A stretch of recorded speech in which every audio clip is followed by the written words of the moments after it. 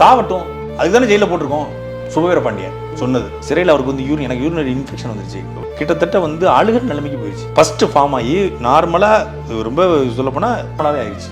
புண்ணாயிடுச்சு அப்படி. ஏன்னா சிறையுடைய அந்த கழிவறையை பயன்படுத்தி சிறையில் கொடுத்த மருந்தை போட்டு அது என்னென்னா இந்த மருந்து நம்ம ஸ்டீராய்டுன்னு சொல்லுவாங்க இல்லையா, ஸ்டீராய்டு மருந்து போட்டதுனால இன்ஃபெக்ஷன் ஆகி ஃபங்கலும் ஃபேக்ட்ரியிலும் சேர்ந்து வந்துருச்சு. வலினா வலி, உயிர் போகிற வலி, யூரின் போக முடியாது, சலம் வந்துக்கிட்டே இருக்குது. அப்படி நீங்கள் அதை பார்த்தீங்கன்னா உங்களுக்கு வாழ்க்கையே வெறுத்து போய் என்னடா வாழ்க்கையே இல்லையா அப்படிங்கிற மாதிரி ஆயிரும். ஒரு ஆணுக்கு வந்து வேற என்ன, வெளிப்படையே சொல்கிறேன் நான், எல்லாருக்கும் உள்ளது தான் அது. அந்த நேரத்தில் வந்து ஒரு முக்கியமான ஆள்கிட்ட நம்ம எங்கள் மனைவி பேசி ஒரு ஈழத்தமிழர் மூலியமாக ரொம்ப அவர் கஷ்டப்படுறாரு, நீங்கள் திமுகவில் சொல்லி கொஞ்சம் அவருக்கு வந்து கொஞ்சம் ரிலாக்ஸ் பண்ணி விடுங்க, இவ்வளவு மோசமாக இருக்குன்னு. சாவட்டும், அதுக்கு தானே ஜெயிலில் போட்டிருக்கோம். சுபவீர பாண்டியன் சொன்னது. இப்படியே சொல்லி சாகட்டும், அதுதானே ஜெயிலில் போட்டிருக்கோம். உண்மையிலே ஸ்டாலின் அவர்களோ உதயநிதி ஸ்டாலினோ என்னை பழி வாங்கலை. அவங்களுக்கு நான் பேசுனது கூட தெரியுமான்னு கூட தெரியாது. பழி வாங்கினது யாருன்னா இந்த மாதிரியான ஆட்கள் தான். இவங்க தான் அவங்கள நம்ம விமர்சிக்கோம்ல, அந்த பழியை தீர்த்து கொள்வதற்காக எங்கள் கட்சியிலேருந்து போன ராஜீவ்காந்தி, சுபவீர பாண்டியன், இது மாதிரியான ஆட்கள் தான் எடுத்து காணொலியில் அனுப்பிச்சு வழக்கு போட வச்சு திட்டமிட்டு என்னை முடக்கியிருக்காங்க. இவங்க தான் பண்ணுது. மனைவி பிள்ளைகளை எல்லாம் பிரிஞ்சிருந்தீங்கன்றது அது எந்த அளவுக்கு இருந்ததுன்னா அங்கே பேசிக்கிற வாய்ப்பு எப்படி இருக்கும்? ஏன்னா நான் ரொம்ப உடஞ்சி தருணம் வந்து அதுதான். ஒரு 2 மாதம் கழிச்சு என் பையனும் மனைவியும் பார்க்க வராங்க. 4-5 அடி இருக்கும் அந்த ஸ்பேஸ் வந்து.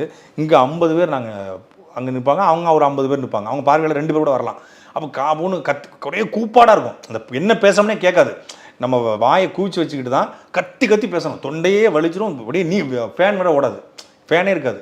அப்படியே வேர்த்து ஊற்றும், அதில் கடந்து கத்தணும், நல்லா இருக்கியா அப்படி இப்படின்னு கத்தி பேசணும்.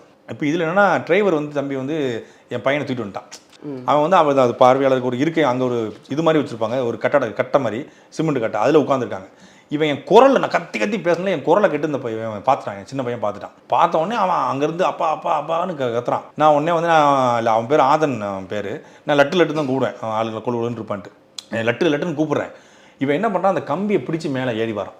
இந்த கம்பி பிடிச்சி எப்படியாவது அப்பாட்ட போயிட முடியாதுன்னு அந்த தருணத்தெல்லாம் உடஞ்சிட்டேன். நீங்கள் நம்ப மாட்டீங்க, அதாவது 1 மணி நேரம் அழுதேன். மூத்த பையன்ட்ட வந்து வெளியே வந்து கேட்டேன், டே நான் அப்பா 6 மாதம் இல்லையே, என்ன நினச்சேன்னா நீ எங்களை விட்டு போயிட்டுன்னு நினச்சேன் அப்படின்னா.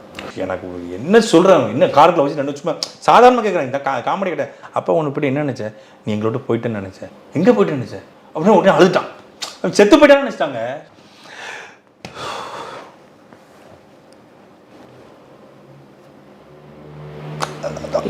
ஏன்னா என்னையே தண்டிச்சாங்க, என் பிள்ளை என்ன பாவம் பண்ணிச்சு. அதெல்லாம் வெளியே வந்து கேட்ட கூட மனசு ரொம்ப உடஞ்சி போச்சு.